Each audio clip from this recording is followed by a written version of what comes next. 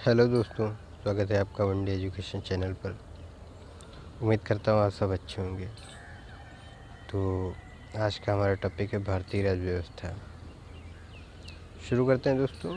अगर वीडियो अच्छी लगे तो लाइक और शेयर कर दीजिएगा, और अगर चैनल पर नए हो तो सब्सक्राइब कर लीजिएगा। कैबिनेट मिशन की संस्तुतियों के आधार पर संविधान का निर्माण के लिए संविधान सभा का गठन जुलाई 1946 ईस्वी में किया गया था। यहाँ से दोस्तों एक क्वेश्चन करना आता है कि कैबिनेट मिशन के द्वारा संविधान सभा का गठन कब किया गया था। तो दोस्तों ध्यान रखना, जुलाई 1946 ईस्वी में किया गया था। ये बहुत महत्वपूर्ण है हमारे लिए, इसको याद रखेंगे तो काम आएंगे। उसके बाद संविधान सभा का प्रथम अधिवेशन 9 दिसंबर 1946 ईस्वी को संसद भवन के केंद्रीय कक्ष में प्रारंभ हुआ था, जिसमें डॉक्टर सच्चिदानंद सिन्हा को सर्वसम्मति से अध्यक्ष चुना गया था। उसके बाद अगली मीटिंग होती है तो 11 दिसंबर 1946 को, ठीक उसके 2 दिन बाद, जिसमें डॉक्टर राजेंद्र प्रसाद को संविधान सभा का स्थायी अध्यक्ष चुन लिया जाता है। तो दोस्तों यहाँ से ये 2 महत्वपूर्ण क्वेश्चन हैं कि अगर पूछा जाए संविधान सभा का अस्थायी अध्यक्ष किसे चुना गया था, तो डॉक्टर सच्चिदानंद सिन्हा पर टिक लगाएंगे। अगर ये भी पूछ ले संविधान सभा के पहले अध्यक्ष कौन थे, तो भी हम बताएंगे डॉक्टर सच्चिदानंद सिन्हा। जब क्वेश्चन इस तरीके से आ जाए कि संविधान सभा का स्थायी अध्यक्ष किसे चुना गया, तब हम लगाएंगे डॉक्टर राजेंद्र प्रसाद, नहीं तो सच्चिदानंद सिन्हा पर ही टिक करेंगे। तो दोस्तों आगे बढ़ते हैं। 13 दिसंबर 1946 ईस्वी को पंडित जवाहरलाल नेहरू ने उद्देश्य प्रस्ताव प्रस्तुत कर संविधान की आधारशिला लिखी। यहाँ से दोस्तों क्वेश्चन इस प्रकार कुछ बनता है, संविधान की आधारशिला किसने रखी थी? संविधान की आधारशिला किसने रखी थी? दूसरा क्वेश्चन इस तरीके से बन सकता है कि उद्देश्य प्रस्ताव किसने प्रस्तुत किया? तो हम सीधे सीधे लिख देंगे पंडित जवाहरलाल नेहरू। उसके अलावा अगर डेट पूछी जाए तो हम लोगों को डेट भी ध्यान रखनी है, 13 दिसंबर 1946। ओके दोस्तों, आगे चलते हैं। संविधान के निर्माण का कार्य करने के लिए कई समितियां बनाई गई थी, जिसमें प्रारूप समिति, झंडा समिति और कई और समितियां थी। तो वो आगे आएंगे, मैं आगे बताऊंगा। फिलहाल यहाँ पे प्रारूप समिति के बारे में थोड़ा सा पढ़ लेते हैं। प्रारूप समिति की अध्यक्षता डॉक्टर अंबेडकर ने की थी, और प्रारूप समिति में इसके अलावा डॉक्टर अंबेडकर के अलावा और भी सदस्य थे। एन गोपाला स्वामी अयंगर, अल्लादी कृष्णनाथ स्वामी अयंगर, के एम मुंशी और मोहम्मद सादुल्ला, डीपी खेतान। और जब डीपी खेतान की 1948 में मृत्यु हो गई थी, तो टीटी कृष्णाचारी और एन माधवराव इसके प्रारूप समिति के सदस्य थे। बीएन राव को संविधान सभा का संवैधानिक सलाहकार नियुक्त किया गया था। यहाँ से क्वेश्चन दोस्तों बन सकता है, संविधान सभा का संवैधानिक सलाहकार किसे नियुक्त किया गया था? तो हम सीधे सीधे एक लाइन का आंसर याद रखेंगे, बीएन राव को। आगे चलते हैं, संविधान सभा की प्रमुख समितियाँ और उसके अध्यक्ष। तो दोस्तों मैंने जैसा बताया था ऊपर की प्रारूप समिति के अध्यक्ष डॉक्टर भीमराव अम्बेडकर को बनाया गया था। संघ संविधान समिति पंडित जवाहरलाल नेहरू, प्रांतीय संविधान समिति वल्लभ भाई पटेल, कार्य संचालन समिति डॉक्टर राजेंद्र प्रसाद, और मूल अधिकार एवं अल्पसंख्यक समिति वल्लभ भाई पटेल, झंडा समिति जेबी कृपलानी। इसके अलावा दोस्तों संविधान को तैयार करने में 2 वर्ष 11 महीने और 18 दिन का समय लगा। ये बहुत ही इम्पोर्टेंट पॉइंट है। अगर इसको ध्यान रखेंगे तो कई बार ऐसा होता है, छोटी सी चीज़ पूछ लेते हैं एग्ज़ाम में और लोगों को नहीं पता होता है। तो ध्यान रखेंगे, संविधान को तैयार करने में 2 वर्ष 11 महीने 18 दिन का समय लगा था। इसके अलावा संविधान 26 नवंबर 1949 को बनकर तैयार हो गया था, और इसी दिन इसको अंगीकृत कर दिया गया था। लेकिन यहाँ पे दोस्तों एक चीज़ बताना चाहूँगा, जब ये बनके तैयार हो गया था तो फिर इसे लागू क्यों नहीं किया गया था? अगर किसी को जानकारी हो तो वो कमेंट में बताएं। नहीं तो मैं लास्ट में इसको बताऊंगा। ओके, आगे चलते हैं दोस्तों। संविधान 26 नवंबर 1949 ईस्वी को तैयार हो गया, किंतु इसके अधिकतर भागों को 26 जनवरी 1950 को लागू किया गया था। 1930 ईस्वी से ही संपूर्ण भारत में 26 जनवरी का दिन स्वाधीनता दिवस के रूप में मनाया जाता था। कब से मनाया जाता था दोस्तों? 1930 ईस्वी से। कौन सा दिवस मनाया जाता था? स्वाधीनता दिवस। इसी कारण 26 जनवरी 1950 ईस्वी को प्रथम गणतंत्र दिवस के रूप में मनाया गया था। ऐसा इसलिए था कि 26 जनवरी 1950 को प्रथम गणतंत्र दिवस मनाया गया, क्योंकि इससे पहले पंडित जवाहरलाल नेहरू ने 26 जनवरी को स्वाधीनता दिवस मनाने की घोषणा की थी, और तब से लेकर देश आज़ाद होने तक 26 जनवरी को स्वाधीनता दिवस मनाया जा रहा था। तो इसी कारण 26 जनवरी को ही संविधान को लागू किया गया, क्योंकि पहले से ही स्वाधीनता दिवस मनाया जा रहा था। आगे चलते हैं दोस्तों। संविधान सभा की अंतिम बैठक 24 जनवरी 1950 ईस्वी को हुई, और इसी दिन डॉक्टर राजेंद्र प्रसाद को भारत का प्रथम राष्ट्रपति निर्वाचित किया गया। यहाँ से क्वेश्चन ये बनता है कि प्रथम राष्ट्रपति किसके द्वारा निर्वाचित किया गया? तो सीधा सा जवाब होता है प्रथम राष्ट्रपति संविधान सभा द्वारा निर्वाचित किया गया। और एक क्वेश्चन और पूछ लेता है केवल डिस्टर्ब करने के लिए कि प्रथम राष्ट्रपति कब चुने गए। तो 26 जनवरी को नहीं चुने गए थे। प्रथम राष्ट्रपति जो चुने गए थे वो 24 जनवरी 1950 को ही चुन लिए गए थे। बाकी जो और चीज़ें बची थी तो वो 26 जनवरी 1950 से भारत में लागू हुई थी, लेकिन राष्ट्रपति जो थे वो 24 जनवरी 1950 को चुन लिए गए थे।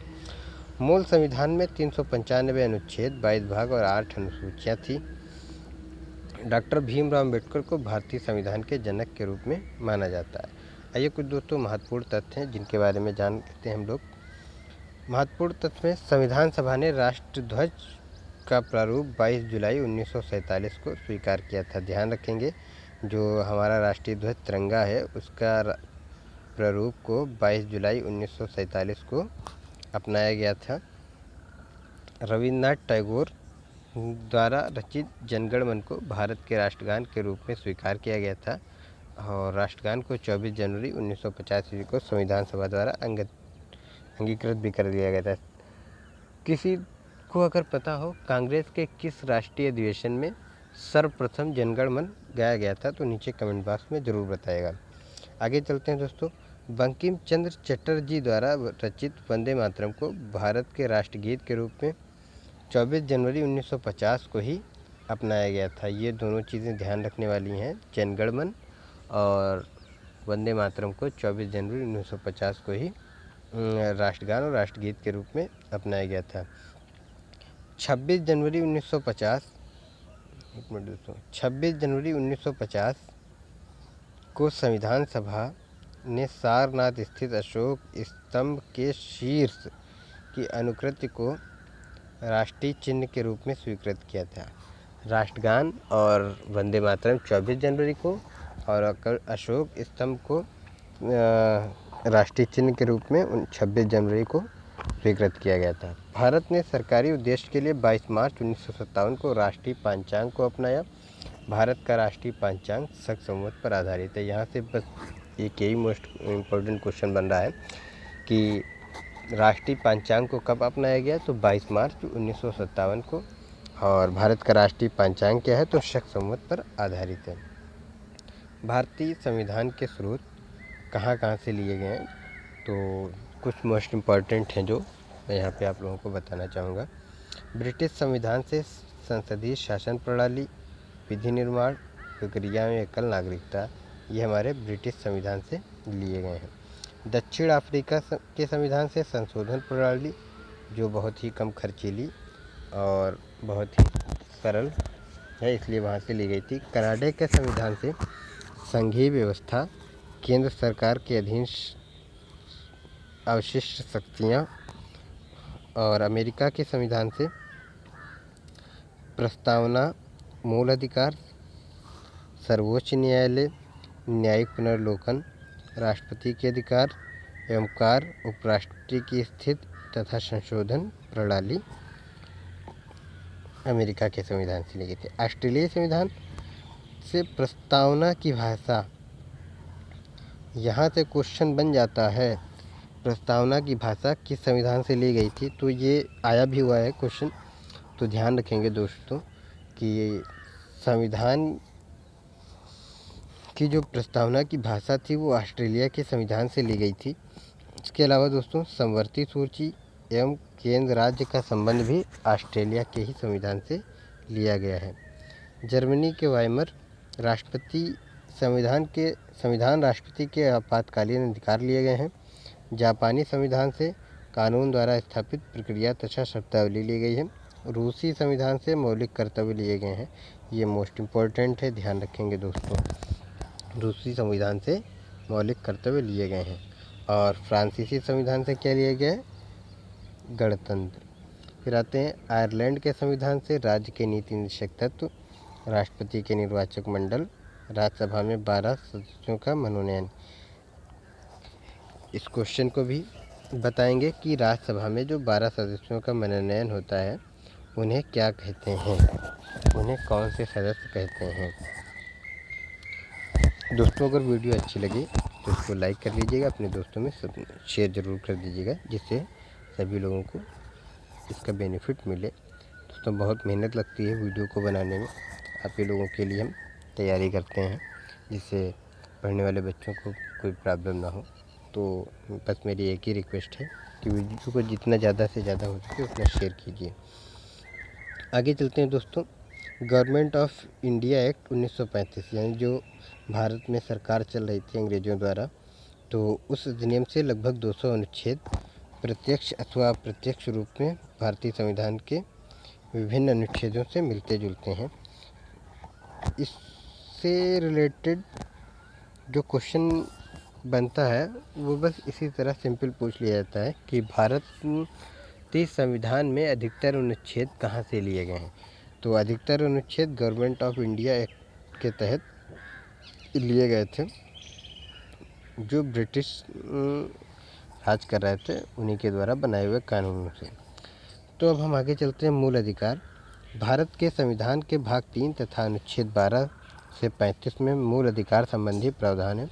भारतीय संविधान में नागरिकों को 7 मौलिक अधिकार प्रदान किए गए थे, लेकिन 44वें, ध्यान रखना, लेकिन 44वें संविधान संशोधन 1978 द्वारा संपत्ति के मौलिक अधिकार को समाप्त कर दिया गया था और इसे अनुच्छेद 300 का के अंतर्गत एक विधिक अधिकार बना दिया गया था। वर्तमान में नागरिकों को केवल 6 मूल अधिकार प्राप्त हैं।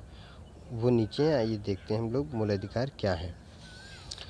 नंबर 1 समानता का अधिकार, नंबर 2 स्वतंत्रता का अधिकार, नंबर 3 शोषण के विरुद्ध अधिकार, नंबर 4 धार्मिक स्वतंत्रता का अधिकार, नंबर 5 संस्कृति तथा शिक्षा संबंधी अधिकार और नंबर 6 दोस्तों संवैधानिक उपचारों का अधिकार।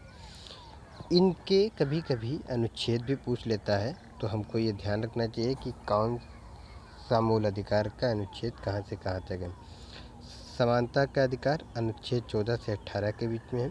स्वतंत्रता का अधिकार अनुच्छेद 19 से 22 के बीच में है। शोषण के विरुद्ध अधिकार अनुच्छेद 23 से 24 में है।